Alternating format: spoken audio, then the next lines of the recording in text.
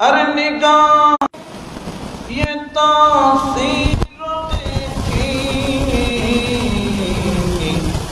बदल देती हजारों की तकदीरों देखी। अल्हम्दुलिल्लाह शुक्रान लिल्लाह। महान रब्बुल आलमीনের দরবারে लाखों कोटी शुक्रिया जिन्हें आमादेरके आजकेर এই पवित्र ইয়ামুল জুমার এই দিনে महान रब्बुल आलमीনের बंदगी करार उद्देश्ये ঐতিহ্যবাহী সৈয়দ হাসান আলী জামে মসজিদের মধ্যে সবার আগে এসে মওলার কদমে महान रब्बुल आलमीনের दरबारे हाजिरा देवार जे तौफिक मेहरबानी अल्लाह पाक दान करेছেন शुक्रातान सबाई बोली अल्हम्दुलिल्लाह। लाखों कोटी दरूद व सलाम रहमतुल लिल आलमीনের दरबारे साथे साथे असहाबे रसूल खुलाफाए राशिदीन पाके पंजतन खुलाफाए राशिदीনের दरबारे दरूद सलाम नजराना पेश करे बिल खुसूस हुज़ूर गौस बगदाद ख्वाजा गरीब नवाज गौसुल आज़म मज भंडारी किबला दरबारे तहियत ताज़ीम तस्लीम पेश करे मुर्शिदे मुनाव्वरेर बरज़के गल्पेर मध्य धारण करे मौला करीम यदि मेहरबानी करें किछुक्षण समय आलोचना करार चेष्टा प्रयास करब इनशाअल्लाह व तबारक व ताआला। आमि सूरा काहाफेर 64 नम्बर आयात तेलावत करेছি इनशाअल्लाह मौला यदि मेहरबानी करें सूरा काहाफेर किछु फजिलत एवं 64 नम्बर आयातेर एकटु तफसीरेर दिके যাব। पवित्र कुरानेर যতগুলো আল্লাহ পাক সূরা দান করেছেন প্রত্যেকটি সূরাই ফজিলতপূর্ণ তাৎপর্যপূর্ণ, কারণ প্রত্যেকটি আয়াত হলো কালামুল্লাহ, আল্লাহর কালাম। বড় করে বলি সুবহানাল্লাহ। এবং যার মধ্যে একটি সূরা হলো সূরা কাহাফ, যে সূরা কাহাফ নাজিল হয়েছে মক্কায়ে মুকাররমায় এবং যার মধ্যে 12টি রুকু রয়েছে। বিসমিল্লাহ যদি যোগ করি 111টি আয়াত অথবা 110টি আয়াত রয়েছে, 1577টি অক্ষর রয়েছে, হরুফ রয়েছে, শব্দ রয়েছে, 1577টি শব্দ রয়েছে এবং 6360টি অক্ষর রয়েছে। কাহাফ শব্দের অর্থ হলো পাহাড়ের গর্ত বা পাহাড়ের গুহা। এই সূরার নাম সূরা কাহাফ রাখা হয়েছে এই কারণে, কারণ 9 নম্বর আয়াত থেকে 26 নম্বর আয়াত পর্যন্ত আল্লাহর কিছু ওলি যাদেরকে আল্লাহ একটি গর্তের ভিতরে 309 বছর ঘুমন্ত অবস্থায় জীবিত রেখেছেন, ওই রব্বুল আলামিনের মহান সেই ওলি আল্লাহর তাজকিরা এই পবিত্র সূরা কাহাফের মধ্যে রয়েছে বিদায় এই সূরার নাম সূরা কাহাফ রাখা হয়েছে। উচ্চ আওয়াজে বলি সুবহানাল্লাহ। এবং বিশেষ করে ইহুদিদের রাসূল পাকের কদমে এসে আসহাবে কাহাফ এবং যুলকারনাইন সম্পর্কে প্রশ্ন করেছিলেন, প্রশ্ন করেছে রাসূলকে, এবং আল্লাহ পাক সূরা কাহাফ নাজিল করে ইহুদিদের প্রশ্নের উত্তরগুলা এই সূরা কাহাফের মধ্যে আল্লাহ ইহুদিদের উদ্দেশ্যে বলেছেন।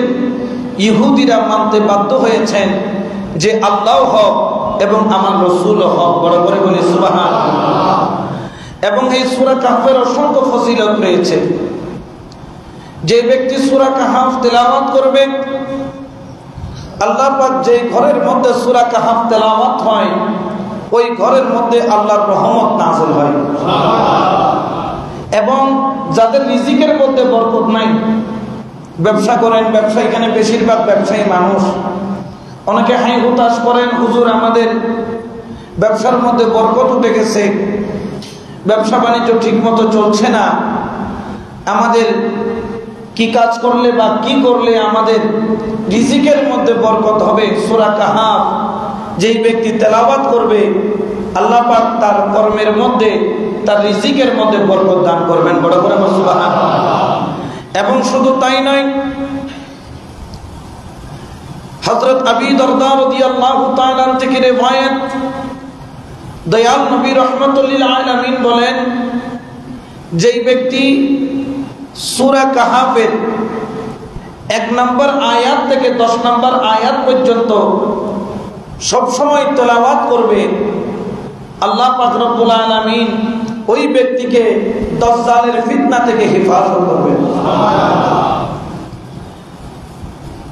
দাজ্জাল একটি আলাদা একটি সাবজেক্ট, যেটা ফিলিস্তিনের জমিনের মধ্যে যে ইহুদিরা থার্ড টেম্পল নির্মাণ করার জন্য যে তোড়জোড় চালাচ্ছে, আস্তে আস্তে মুসলমান রাষ্ট্রগুলোকেও হাতে নিয়ে পুরা ফিলিস্তিন দখলের যে ষড়যন্ত্র করেছে, এই ষড়যন্ত্রের মূল হচ্ছে মসিহে দাজ্জাল। এই মসিহে দাজ্জাল আমাদের জন্য দাজ্জাল স্বরূপ আসলেও তারা মনে করছেন যে মসিহে দাজ্জাল আসার পরে ইহুদিদের একটি বিস্তার লাভ করবে এবং ইহুদিবাদ সারা বিশ্বের মধ্যে ছড়িয়ে পড়বে, ইহুদিরা কর্তৃত্ব করবে। বড় করে বলি নাউজুবিল্লাহ। তো এই মসিহে দাজ্জালের ফিতনা থেকে বাঁচতে হলে প্রতিদিন আপনি সূরা কাহাফের 1 নম্বর আয়াত থেকে 10 নম্বর আয়াত তেলাওয়াত করবেন, মুখস্থ করে নেবেন। এটার দ্বারা আল্লাহ পাক আপনাকে ফিতনা থেকে রক্ষা করবে। এবং তৃতীয় নম্বর ফজিলত হলো, যেই ব্যক্তি প্রতিদিন জুমার দিন সূরা কাহাফ তিলাওয়াত করবে, এটি হযরত আবু সাঈদ খুদরি রাদিয়াল্লাহু তাআলা থেকে riwayat, দয়াল নবী বলতেছেন, যেই ব্যক্তি জুমাবার সূরা কাহাফ তিলাওয়াত করবে, আল্লাহ পাক রব্বুল আলামিন আগামী জুমা আসা পর্যন্ত তার জন্য একটি নূর বরাদ্দ করে দিবেন। ওই নূর আল্লাহ পাক রব্বুল আলামিন ব্যবস্থা করে দিবেন এবং ওই নূর সে যেখানে যাবে ওই নূর তার সঙ্গী হবে। বড় করে বলে সুবহানাল্লাহ। এই জন্য সূরা কাহাফের ফজিলত আজমত অনেক উপরে। বিশেষ করে সূরা কাহাফের মধ্যে আমরা অসংখ্য আয়াত পাই, যে আয়াতের মধ্যে আউলিয়া কেরামের শান মান আল্লাহ এমন ভাবে বর্ণনা করেছেন, যেটা অন্যান্য সূরার মধ্যে কম পাওয়া গেলেও এই সূরার মধ্যে বেশি বেশি পাওয়া যায়। যার কারণে আমরা যারা আহলে সুন্নাত ওয়াল জামাতকে ভালোবাসি, আমরা এই কোরআনকেও অনুসরণ করে রাসূলকেও ভালোবাসি, বলি আল্লাহকেও ভালোবাসি। উচ্চ আওয়াজে বলি সুবহানাল্লাহ। আমি একটা আয়াতে কারিমা তেলাওয়াত করেছি। এই আয়াতে কারিমায় আল্লাহ পাক রব্বুল আলামিন হযরত মুসা পয়গম্বর আলাইহিস সালাম এবং হযরত খাজা খিজির অথবা হযরত খাজা খিদির, খিজিরও বলা যায়, খিদিরও বলা যায়, খিদির অথবা খিদির আলাইহিস সালামের সাক্ষাৎ, মুলাকাত এবং কিছু ওয়াকিয়া আল্লাহ পাক বর্ণনা করেছেন। এবং হযরত খাজা খিদির আলাইহিস সালামের ইলমে লুদুন্নির ক্ষমতা সম্পর্কে কিছু আলোকপাত এই সূরার মধ্যে করেছেন, যে সূরার নাম হচ্ছে সূরা কাহাফ, এর 64 নম্বর আয়াতে। খেয়াল রাখবেন, হাদিস শরীফের মধ্যে যেটা বুখারী শরীফ প্রথম খণ্ডের মধ্যে রয়েছে, সর্বাধিক হাদিস বর্ণনাকারী হযরত আবু হুরায়রা রাদিয়াল্লাহু তাআলা থেকে riwayat, তিনি বলেন, ক্বালা হাফিজাত মিন রাসূলিল্লাহি সাল্লাল্লাহু আলাইহি ওয়াসাল্লাম, আমি রাসূল করিম সাল্লাল্লাহু আলাইহি ওয়াসাল্লাম থেকে হিফজ করেছি বা শিখেছি বা ধারণ করেছি। কি ধারণ করেছি? ইউ আইনে, অর্থাৎ যেমন ধরেন আইন মানে চোখ, ইউ আইনে মানে দুটি চোখ। কয়টি চোখ? অথবা দুইটি কাপ। যেমন দেখবেন আমাদের এই চোখের পুটুলিটা গর্তের ভিতরে একটা গর্ত আছে, এখানে গর্ত আছে না? এখানে কি আছে? বলতেছে আমি রাসূল থেকে 2 চোখ পরিমাণ বা 2 ধরনের বা 2 কাপ পরিমাণ ইলম অর্জন করেছি। সুবহানাল্লাহ বলেন। কয় ধরনের ইলম? 2 ধরনের। কয় কাপ ইলম? কয় চোখ ইলম? 2 চোখ ইলম অর্জন করেছে। فأما أحدهما فبسطته, প্রথম প্রকার এলম যেটা আমি তোমাদেরকে আমভাবে বলি, যেটা আমি তোমাদের সামনে এলান করি, যেটা তোমাদেরকে আমি সবসময় যেখানে জানতে চাও সেখানে আমি তোমাদেরকে জানিয়ে দিই। কিন্তু জেনে রাখো আম্মাল আখারু, আরেক প্রকার জ্ঞান আছে, ফালাউ বাসাসতুহু, যদি আমি তোমাদেরকে গোপন রাসূলের গোপনে ইলমের কথা বলে দেই, কুতিয়া হাযাল কুলুম, তোমরা সবাই মিলে আমার গর্দানাকে কি করবে? কেটে দিবে, অর্থাৎ আমাকে কতল করবে। ওই রাসূলের পাকের গুপ্ত ইলম যেটা হযরত আবু হুরায়রা রাদিয়াল্লাহু তাআলা অর্জন করেছেন, এই গুপ্ত ইলমটাকে রাসূল পাক সাল্লাল্লাহু আলাইহি ওয়াসাল্লাম কিছু খাস মানুষকে জানিয়েছেন। এই খাস মানুষ যারা জানেন তাদের নাম হলো ওলি আল্লাহ। বড় করে বলে সুবহানাল্লাহ। এই জন্য ওলি আল্লাহরা সবার সাথে কথাও বলেন না, ওলি আল্লাহরা সবাইকে তার স্থানের মধ্যে রাখেনও না। এই জন্য রাসূলের পাকের জ্ঞান আমরা জানতে পারলাম এই হাদিস থেকে, বুখারী শরীফের হাদিস থেকে। কয় প্রকার? এক প্রকার ইলম যেটা সবাইকে বলা যায়, আর এক প্রকার ইলম যেটা হযরত আবু হুরায়রা সবাইকে বলে, মনের মানুষ পাইলে বলতো, রাসূলের প্রেমিক পাইলে বলতো। বড় করে বলে সুবহানাল্লাহ। এই হাদিসটা কেন আনলাম? কারণ আমি যে আয়াতে কারিমা তিলাওয়াত করেছি, এই আয়াতের সাথে এই হাদিসের কিছু মিল রয়েছে। আমি যে আয়াতে কারিমা তেলাওয়াত করেছি তার তাফসীর খুদ রাসূল করিম সাল্লাল্লাহু আলাইহি ওয়াসাল্লাম বুখারী শরীফ এবং মুসলিম শরীফের মধ্যে উনি নিজেই তাফসীর করেছেন, যেটা কিতাবুত তাফাসির অধ্যায়ের মধ্যে এই আয়াতের তাফসীরে পাওয়া যায়। আয়াতের তাফসীরটা হলো কি, যে এরকম আমি আপনাদের সামনে তাকরীর করছি, এই রকম হযরত মূসা পয়গম্বর আলাইহিস সালাম তিনিও তার উম্মতদেরকে নিয়ে তাকরীরের মধ্যে বসলেন। বড় করে বলে সুবহানাল্লাহ। হযরত মূসা পয়গম্বর আলাইহিস সালাম তিনি যখন তাকরীর করা আরম্ভ করলেন, ওনার তাকরীর শুনে মোহিত হয়ে গেল, মানুষ দেওয়ানা হয়ে গেল। তাকরীর শুনে সবার হৃদয়টা কেঁপে উঠল, সবার অন্তরের মধ্যে খোদার প্রেম, খোদার নূর পয়দা হলো। হযরত মূসা পয়গম্বর আলাইহিস সালাম উনি তাকরীররত অবস্থায় রয়েছেন। যখন তিনি তাকরীর শেষ করলেন, এক উম্মত দাঁড়িয়ে গিয়ে বললেন, এই মূসা পয়গম্বর, আপনার তাকরীর আমি শুনলাম, আমি দেওয়ানা হয়ে গেলাম। ও মূসা পয়গম্বর, আমার মনে হয় এই জমিনের মধ্যে আপনার চাইতে আর বড় কোনো জ্ঞানী নাই, আপনার চাইতে বড় কোনো আলেম নাই। আপনি একজন বড় আলেম, আপনি একজন বড় জ্ঞানী। বড় করে বলেন সুবহানাল্লাহ। অর্থাৎ মূসা আলাইহিস সালামের কি করছেন? প্রশংসা করতেছেন। যখন কোন হুজুর ভালো তাকরীর করে আমরা প্রশংসা করি কি করি না? করি। ওই হুজুরের বক্তব্য খুব সুন্দর, আলোচনা খুব সুন্দর। আর উনি তো আলেম নয়, তিনি হচ্ছেন উলিল আমর, ওই নবী পয়গম্বর, ওই সব আল্লাহর পয়গম্বর যাদেরকে মূল কিতাবের 4 কিতাবের এক কিতাব দিয়েছে। বড় করে বলে সুবহানাল্লাহ।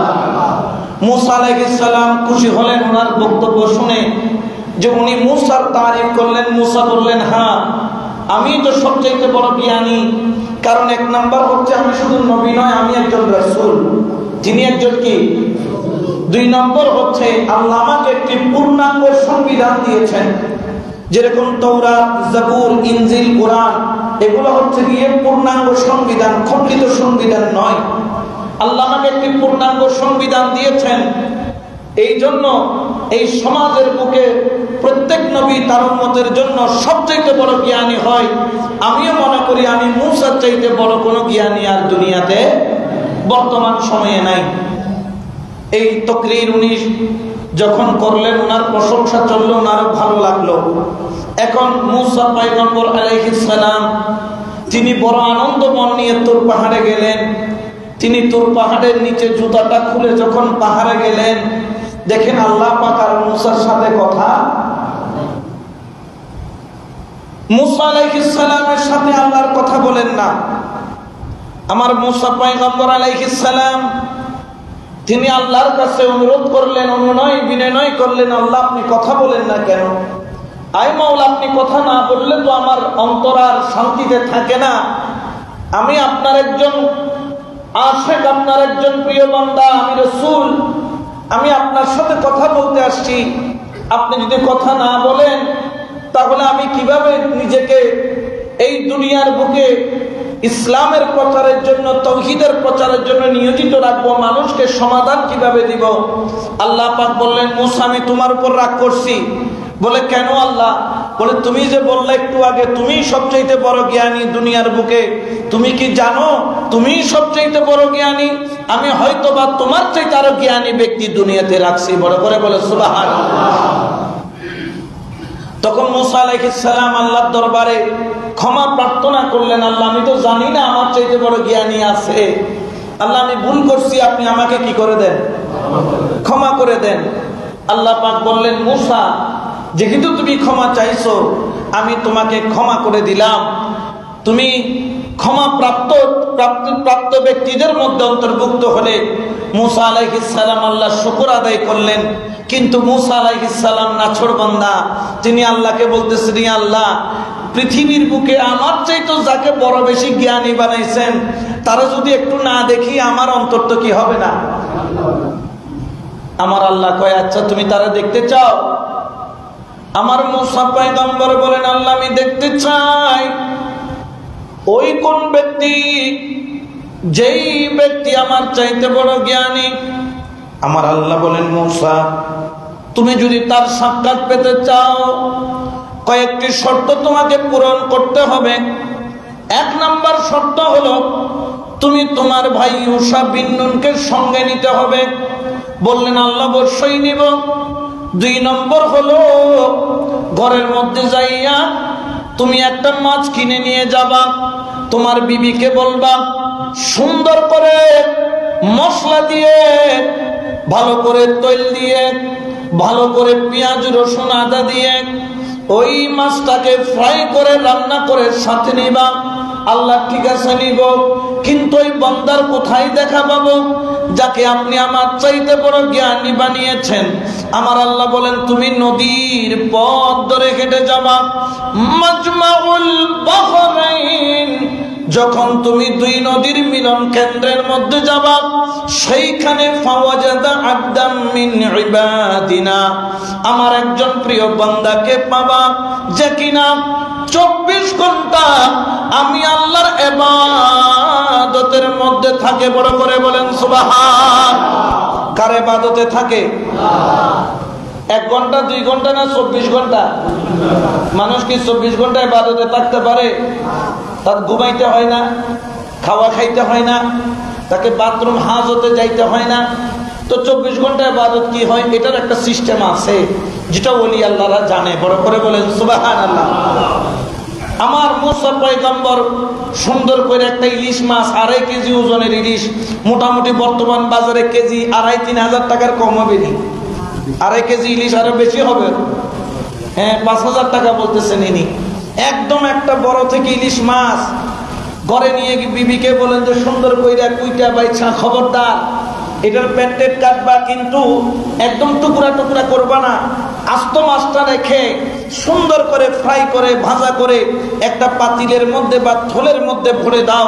ইউশা বিন নুনকে বললেন তুমি তাড়াতাড়ি তৈয়ার হও, আমরা একজন আল্লাহর প্রিয় বান্দার সাথে দেখা করব। বড় করে বলেন সুবহানাল্লাহ। এখন প্রশ্ন হলো যার সাথে দেখা করতে যাচ্ছেন তিনি হলেন হযরত খাজা খিদির আলাইহিস সালাম। অধিকাংশ মুহাদ্দিস, অধিকাংশ মুফাসসির, অধিকাংশ মুফতি, অধিকাংশ আলেম ইজমা হচ্ছে তিনি একজন আল্লাহর ওলি। তিনি কি আল্লাহর ওলি? কিছু কিছু লোক বলেছেন তিনি নবী, কিন্তু আকসর বলেছেন তিনি আল্লাহ ওলি। এখন ওলির সাথে দেখা করতে যাচ্ছেন কে? নবী। বলেন না, ওলির সাথে দেখা করতে যাচ্ছেন কে? নবী। কেন দেখা করতে যাচ্ছেন? কারণ বর্তমান সময়েও ওলির দরবারে গেলে বিদআত বলে, নাজায়েজ বলে, শিরিক বলে কিছু মানুষ আছে না নাই? আমরা যখন ওলির দরবারে যাই তখন আমাদেরকে বলে সেখানে যাওয়ার কোনো দরকার নাই। আল্লাহ পাক রব্বুল আলামিন আহকামুল হাকিমিন তার প্রিয় রাসূলকে একজন ওলির দরবারে পাঠাচ্ছেন, কারণ ওলি যদি কোনো আমল করে ওটা কখনো সুন্নত হয় না। ওলি কোনো আমল করলে সুন্নত হয় না, কিন্তু নবী কোনো আমল করলে সেটা কি হয়? যেমন আপনাদের সবার মাথায় কি আছে? এটা মাওলানা সুন্নত নাকি নবী সুন্নত? নবী দিয়েছেন, এর জন্য কি হয়েছে? আচ্ছা, আমাদের অনেকের মুখে কি আছে? দাড়ি আছে। এই দাড়িগুলা মেনটেন করতে গিয়ে অনেক কষ্ট হয়, মাঝে মধ্যে এখানে খুশকি হয়, ভিতরে চুলকায়, ঘেমে যায়, এই দাড়িগুলাতে ধুলিবালি হয়। কিন্তু এই দাড়িগুলাকে আমরা পরিষ্কার করে যত্ন করে শ্যাম্পু দিয়ে তেল দিয়ে পরিষ্কার রাখি, কারণ এটা কার সুন্নত? নেতার সুন্নত না নবীর সুন্নত? নেতার সুন্নত হলে কখন কাইটা ফেলে দিতে পারে? নেতা তো সুলকানির টাইম আসেনি, ঠিক কিনা? এত সুলকানির টাইম নাই। যেহেতু নবীর সুন্নত, সেহেতু আমরা সুন্দর করে যত্ন করে এক মুষ্টি পরিমাণ আমরা রেখে দিয়েছি নবীর সুন্নত হিসাবে। কারণ আমার সাহস নাই, ওই শক্তি নাই যে এই ব্যক্তি ক্লিন শেভ করবে, সে নবীর বুকের উপর ছুরি চালাচ্ছে। আমার ওই সাহস শক্তি নাই যে আমার রসুলের বুকে আমি কি চালাবো। আমি আমার রসুলের সুন্নতটাকে যত্ন করে রেখে দিলাম। কেন রাখলাম? কারণ এই প্রতিটা দাড়ির সাথে আল্লাহর রহমতের ফেরেশতারা জড়িয়ে রয়েছে। বড় করে বলে সুবহানাল্লাহ। এখন নবী করলে সেটা সুন্নত হয়ে যায়, ওলি করলে সেটা সুন্নত হয় না। আল্লাহ পাক নবীকে ওলির দরবারে প্রেরণ করে দিয়ে কিয়ামত পর্যন্ত ওলির দরবারে যাওয়া পয়গম্বরের সুন্নত করে দিচ্ছেন। বড় করে বলে সুবহানাল্লাহ। যাতে কেউ কোনোদিন বেদাতও বলতে না পারে, শিরিকও বলতে না পারে। এরপরও অনেকে বলেন ঠিক আছে জিয়ারত করবেন, সেখানে যাই আপনারা এই যে ওলির দরবারে যান, আপনার পীর বড় না আল্লাহ বড়? আমি বলি কে বড়? পীর দিতে পারে বেশি না আল্লাহ দিতে পারে? পীরের দেওয়ার ক্ষমতা নাই যদি আল্লাহ সে ক্ষমতা ওলিকে না দেয়। দেওয়ার মালিকে, রিজিকের মালিকে, ইজ্জতের মালিকে। তা আমি যখন এরকম বলে অনেক হুজুর তো অনতান দলতে নেই, তা আমি বললাম ঠিক আছে, আমি তো আপনার দলে, আপনি আমার দলে, আমরা একদল। লা ইলাহা মুহাম্মাদুর রাসূলুল্লাহ সাল্লাল্লাহু আলাইহি ওয়াসাল্লাম, এটাই তো আমাদের মূল খুঁটি, ঠিক কি না? আমরা সবাই কয় ওয়াক্ত নামাজ পড়ি, আমরা রমজানে কি রাখি, আমরা তৌফিক হলে হজ করি কি করি না, নিসাব পরিমাণ সম্পদ হলে যাকাত দেয় কি দেয় না, আমাদের মধ্যে তো কোনো পার্থক্য নাই। তো বললেন হুজুর তা তো ঠিক আছে, কিন্তু আমার একটা প্রশ্ন আছে। বললেন কি প্রশ্ন? আমি বললাম যে অসুখ দেয় কে? এই যে মানুষ অসুস্থ হচ্ছে এটা দেয় কে? আবার এই অসুখটা ভালো করে কে? কিন্তু অসুখটা যখন আল্লাহ দেয়, আল্লাহ ভালো করে, আমরা কি প্রেসক্রিপশনের জন্য আল্লাহর কাছে যাই না ডাক্তারের কাছে যাই? না, আপনারা মনে আল্লাহর কাছে যান। আল্লাহর কোন চেম্বার যেখানে গিয়ে প্রেসক্রিপশন নেওয়া যায় এরকম কেউ আছে? অসুখ হয় দেয় আল্লাহ ভালো করে। তা আমি বললাম মাওলানা সাহেব তো আপনি ডাক্তারের কাছে কেন যান? কয় না হুজুর বিষয়টা এরকম না। তা আমি বললাম বিষয়টা কেমন? বলছে দেয়, অসুখ দেয় আল্লাহ ভালো করে আল্লাহ, কিন্তু ডাক্তার হচ্ছে। আমি বললাম তাহলে আপনার সাথে আমার আর কোনো ঝগড়া? আমরা বলি দরবারে যাই, দিবে আল্লাহ, দয়া করবে আল্লাহ, বলি আল্লাহ হচ্ছে ওসিলা। বড় করে বলে সুবহানাল্লাহ। এই জন্য শায়র বলেছেন নিগাহে ওলি মে ये तासीर देखी बदलती हजारों की तकदीर देखी फला दुनिया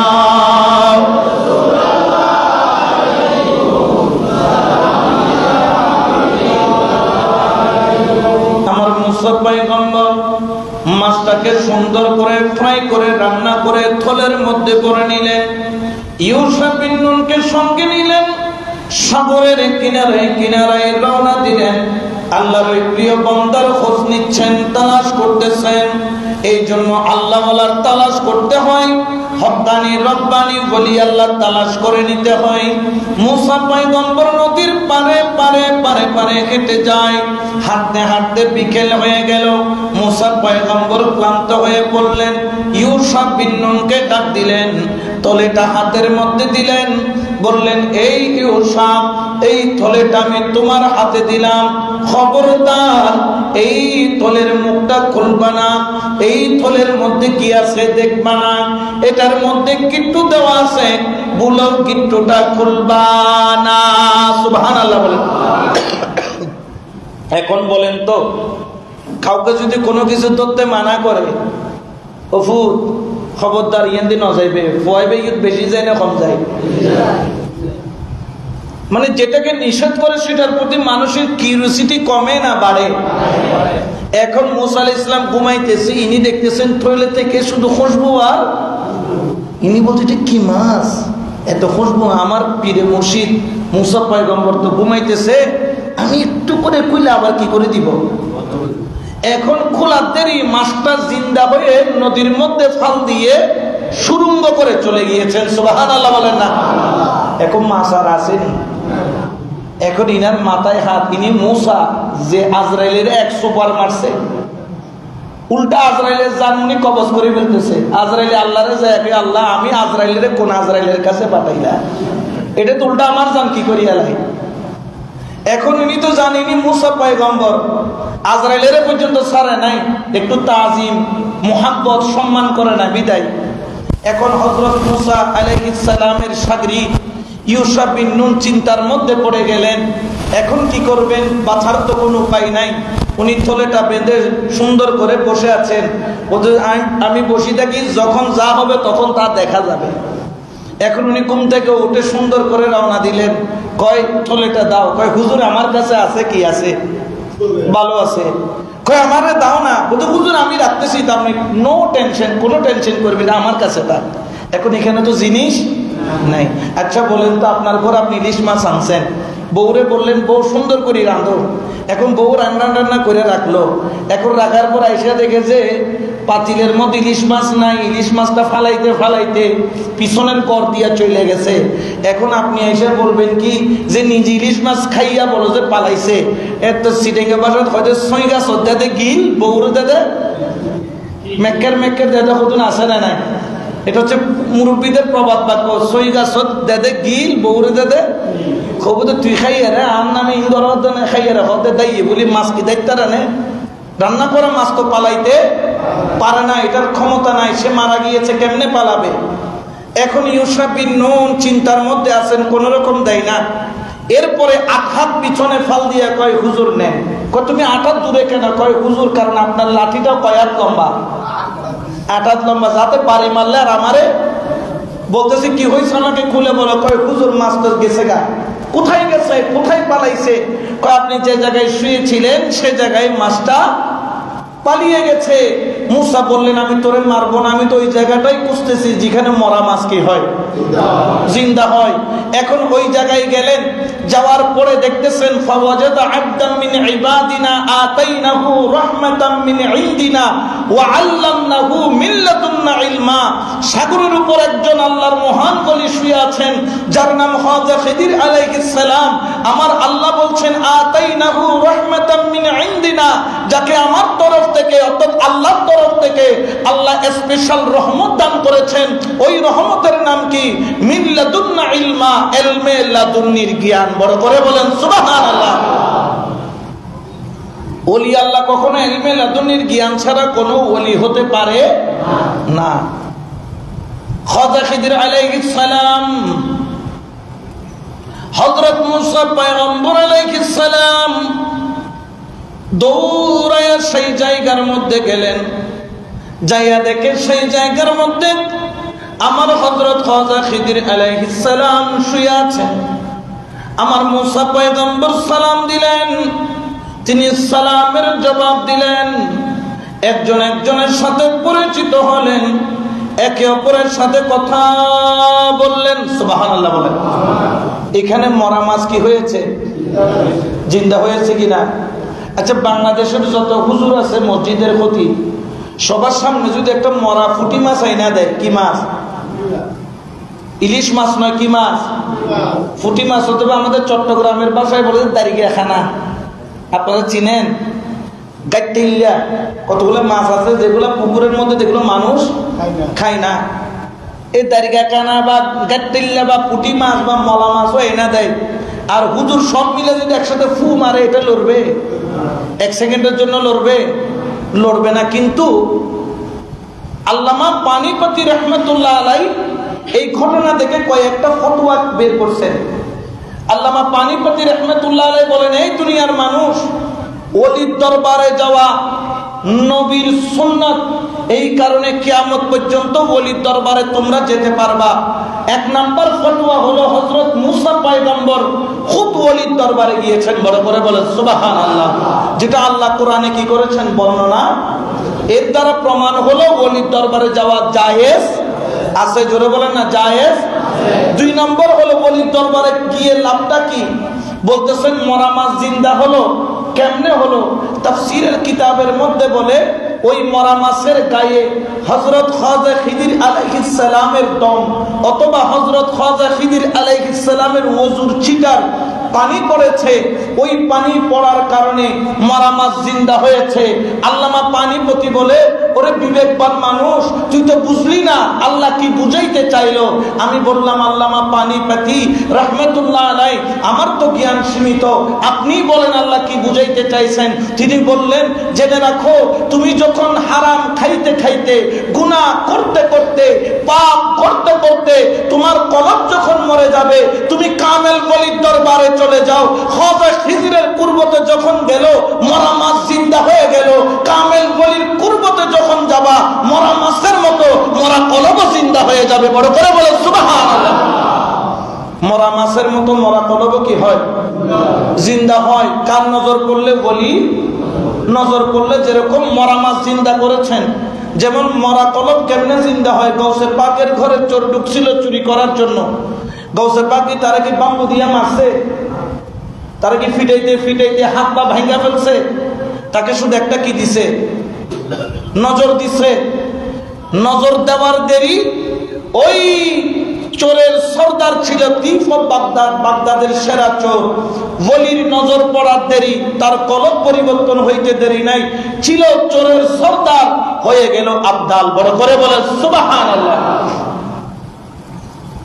তাহলে দুই নম্বর ফতোয়া বের করছেন যে ওলির দরবারে আপনি যখন যাবেন, মরা কলব কি হবে? জিন্দা হবে। তৃতীয় নম্বর ফতোয়া বের করছেন আল্লামা পানিপতি রহমতুল্লাহ আলাই। ফতোয়াটা কি? বলতেছেন, ওলি কোথায় পাওয়া যায়? আল্লাহ কোরআনে নিদর্শন দিচ্ছেন, মাজমাউল বাহরাইন, দুই নদীর প্রাণ কেন্দ্র। কয় নদী? জোরে বলেন সবাই, কয় নদী? কিয়ামত পর্যন্ত দুই নদী যেখানে থাকবে সেখানে ওলি থাকবে। তা আপনি সাতপুরে জায়গা যদি পদ্মা মেঘনার মোহনায় বসে থাকেন, ওলি পাবেন? দুই নদী বলতে কি? আল্লামা পানিপতি রহমতুল্লাহ আলাই বলতেছেন, দুই নদী কি আমি তোমাকে বুঝাই দিই। ওলি কাকে বলে? বলতেছেন, যার কাছে দুইটা নদী আছে। বললেন কোন নদী?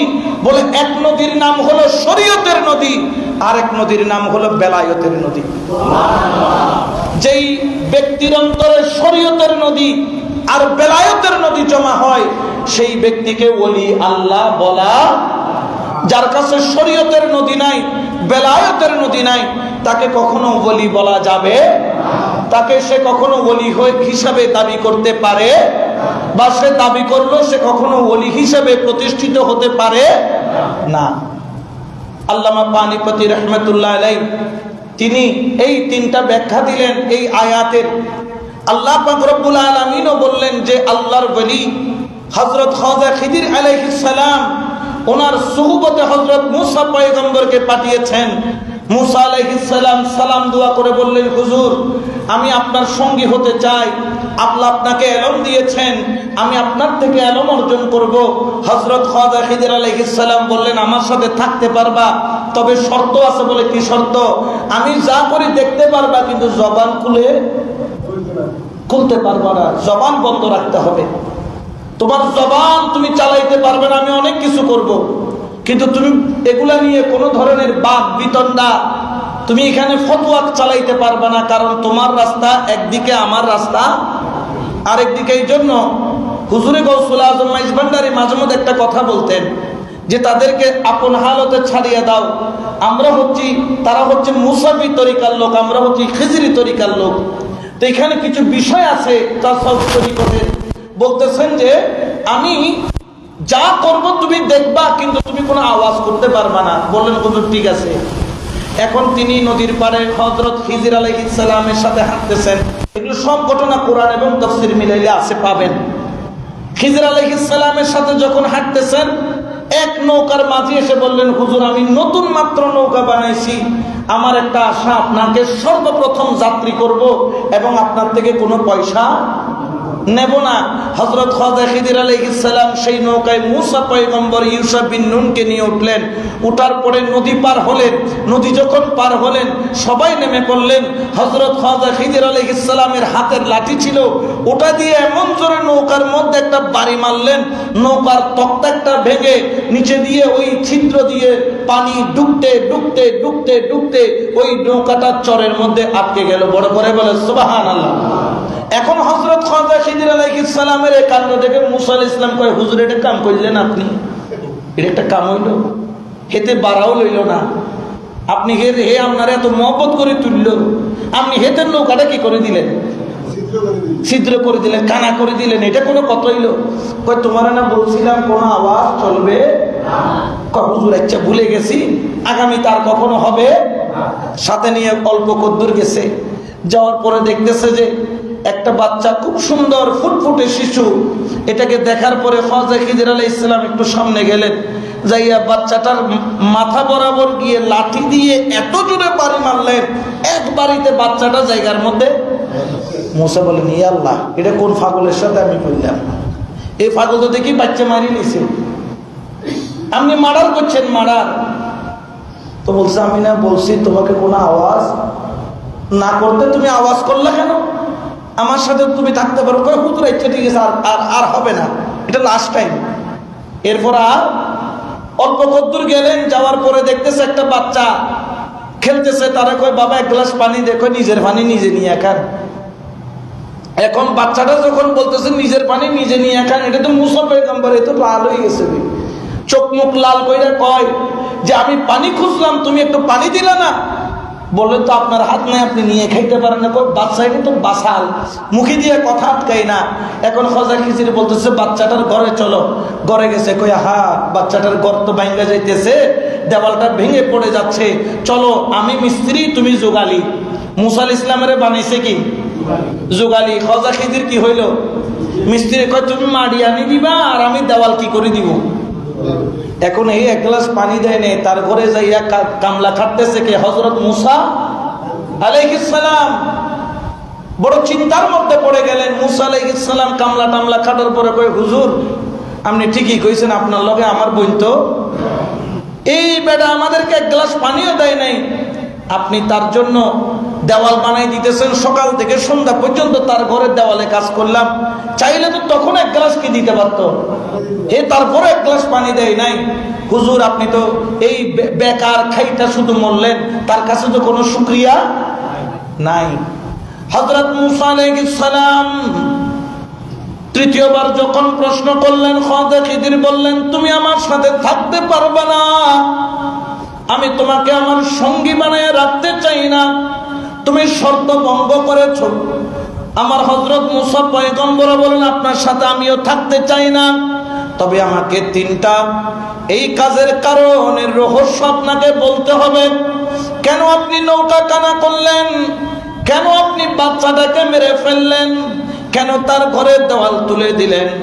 আমার খাজা খিজির আলাইহিস সালাম তিনি বললেন, ওরে মুসা পয়গম্বর, তুমি তো বুঝলা না, ওই ব্যক্তি যে আমাকে নৌকায় তুলেছিল, বড় নিয়ত করে মহব্বত করে আমাকে ভালোবেসে এই নৌকার মধ্যে আমাকে তুলে নদীর এই পার থেকে ওই পারে আনলো। আমি খাজা খিজির বেলায়েতের নজরে দেখি কিছুক্ষণ পর একদল ডাকাত আসবে। ওই ডাকাত যতগুলা ভালো নৌকা আছে সব নৌকাগুলাকে সাথে করে নিয়ে ডাকাতি করে চলে যাবে। আমি তার নৌকাটা এই কারণে কানা করে দিলাম, অন্তত পক্ষে চুরির হাত থেকে, ডাকাতির হাত থেকে তার নৌকাটা বাঁচাইয়া দিলাম। একটা তক্তা ছিদ্র হয়েছে, সে সামান্য কাঠের জোড়া লাগাইয়া দিলে তার পুরো নৌকাটা বেঁচে যায়। সুবহানাল্লাহ বলেন না? ও মুসা, আমি তো তার ক্ষতি করি নাই, তার কি করেছি? লাভ করেছি। তুমি বুঝো নাই আমি কি করেছি? বললেন তো বাচ্চাটাকে কেন মারলেন? বুঝে আমার কাছে বেলায়েতের নজর আছে, আমি ওই নজর দিয়ে দেখতেছি তার মুকদ্দর, সে বড় হয়ে বড় জালেম হবে এবং বড় হয়ে তার মা বাবার কাতেল হবে, এলাকার মানুষের ঘরে কাউকে শান্তিতে ঘুমাইতে দিবে না, এই রকম কমবখ্ত বড় হয়ে হবে। এই জন্য তার মাথার মধ্যে বাড়ি মেরে আমি তাকে চিরতরে শেষ করে দিলাম। এই কারণে শেষ করে দিলাম, তার কারণে তার মা বাবা জুলুম থেকে বাঁচবে, এলাকার মানুষ বিভিন্ন ধরনের গজব আযাব থেকে বাঁচবে। বড় করে বলেন না সুবহানাল্লাহ। আমি কি উপকার করলাম না অপকার করলাম? কয় হুজুর অপকার। তো পানি দিল না, তার ঘর কেন তুললেন? বলতেছে জানো এই সন্তানটা হলো ইয়েতিম, আর ইয়েতিমের অভিভাবক কে? ইয়েতিমের অভিভাবক কে?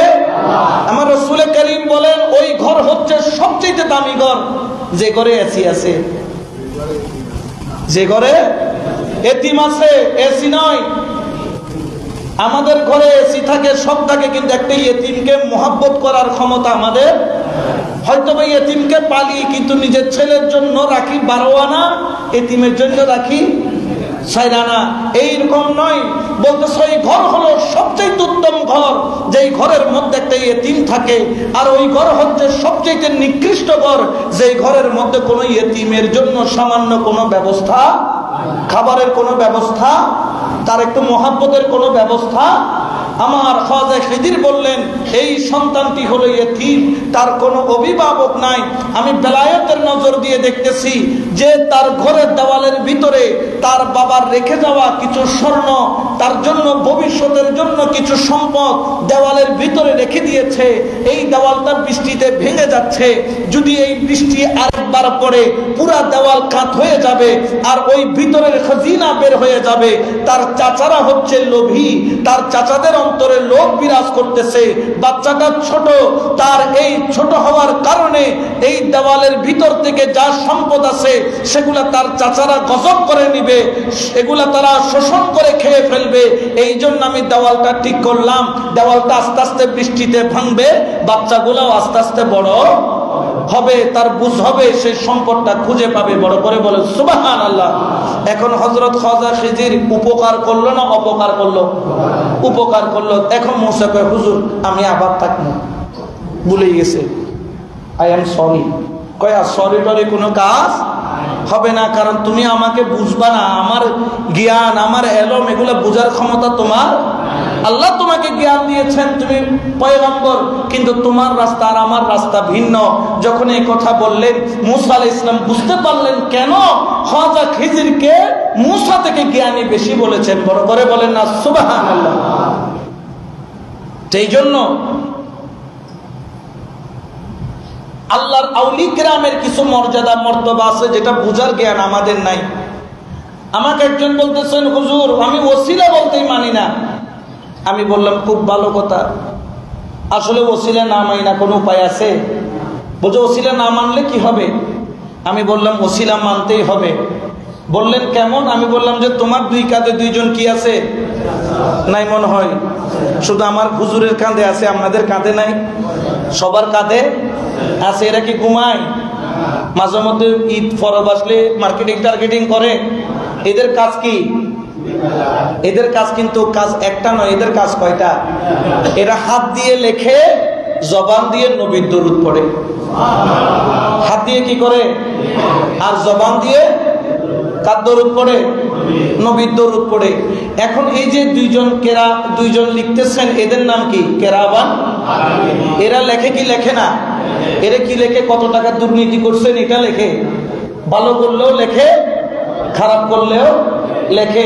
একজন লেখে ভালো আমল, একজন লেখে খারাপ আমল। এখন যদি আমি প্রশ্ন করি আমার ভালো আমল খারাপ আমল এগুলো আল্লাহ জানে না? না জানে না মনে হয়। তো 2 জন ম্যানেজার দেওয়ার কি দরকার?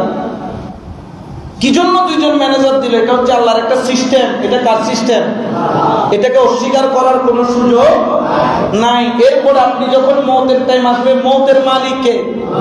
কুল্লু নাফসিন যায়িকাতুল মওতের মালিক কে? মওতের সময় আল্লাহ আসবে না আজরাইল আসবে? ইয়া আল্লাহ, তুমি না মওত দিবে, কেন আজরাইল কেন? আল্লাহ বলে এটার নাম সিস্টেম। এটার নাম কি? সিস্টেমটা দিছে কে? এই সিস্টেমকে অস্বীকার করার কোনো সুযোগ। কবরে যাওয়ার পরে মালাকানে দুইজন কি আসবে? ফেরেশতা আসবে। আপনাকে কি করবে? শোয়া থেকে বসাইয়া প্রশ্ন করবে। কয়টা? বলেন না কয়টা?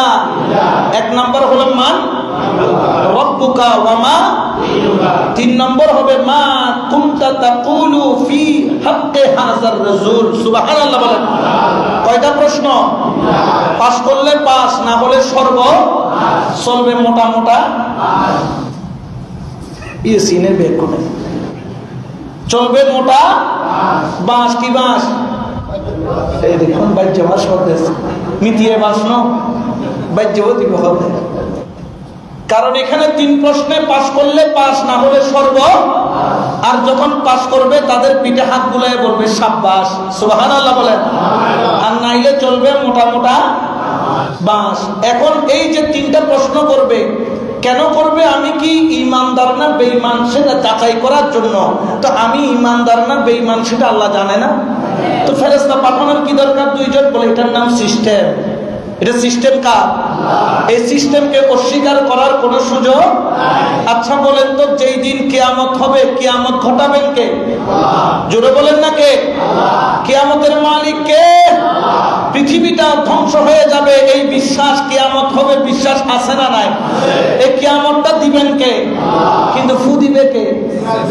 কেন? আল্লাহ। আল্লাহ যদি বলে যে পৃথিবী ধ্বংস হয়, পৃথিবী কি ধ্বংস হয় না? তো ফু কেন দিবেন? বলে এটার নাম সিস্টেম। আপনারা একটু বলেন তো এটার নাম কি? সিস্টেমটা কার? আল্লাহর সিস্টেমকে পরিবর্তন করার কোনো সুযোগ আছে? আল্লাহর সিস্টেমকে কেউ পরিবর্তন করতে পারবে? এই সিস্টেমের ব্যতিক্রম যাওয়ার কোনো সুযোগ নাই। আচ্ছা বলেন তো, কিয়ামতের ময়দানে একটা পাল্লা আসেন, এটার নাম কি? মিজান। জোরে বলেন, এটার নাম কি? এখন এই মিজান আমাদের দেশেও পাল্লা আসেনি নাই? মাঝে মধ্যে গরু গোস্ত কিনতে গেলে 1 কেজি দিলে হেতে হুজুর দেখি আরো 200 গ্রাম বাড়তি দেয়। গড়াই না যখন মাপি দেখি উল্টা আরো 200 গ্রাম। কি পাল্লা? ডিজিটাল পাল্লা। সরো ডিজিটাল সরো। এরকম একটা সর ধরছিলাম আমি, এক জায়গায় গোস্ত নিয়েছি, খেতে খুশি। হুজুর একটু দোয়া করেন, ব্যবসা ভালো না, আপনাকে একটু বাড়াই দিছি।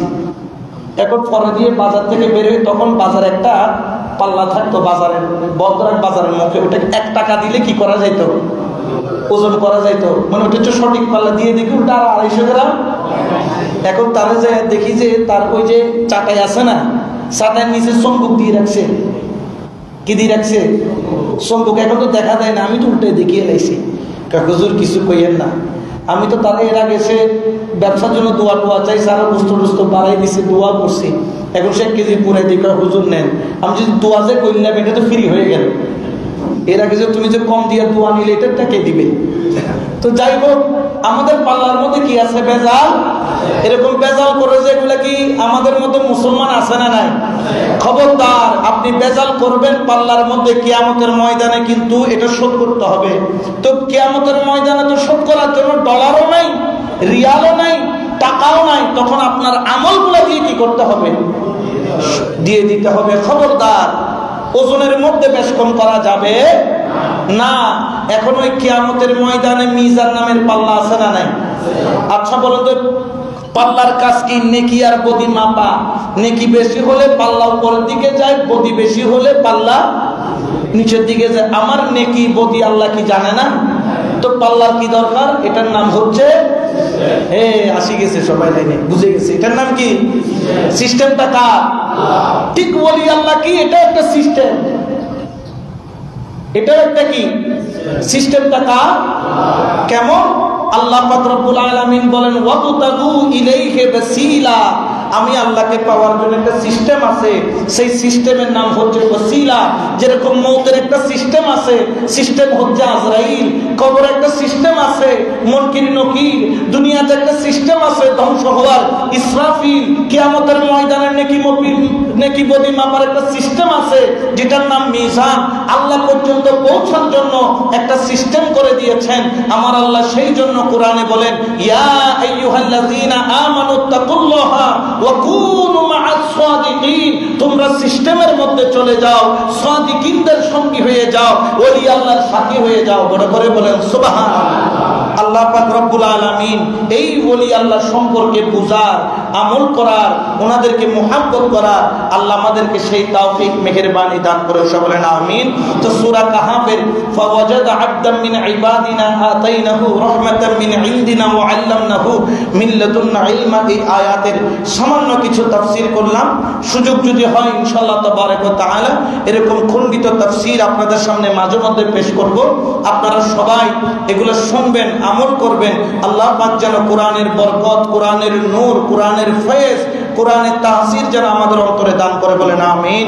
এবং আপনাদের সকলের কাছে দোয়া দরখাস্ত রেখেছেন। বিশেষ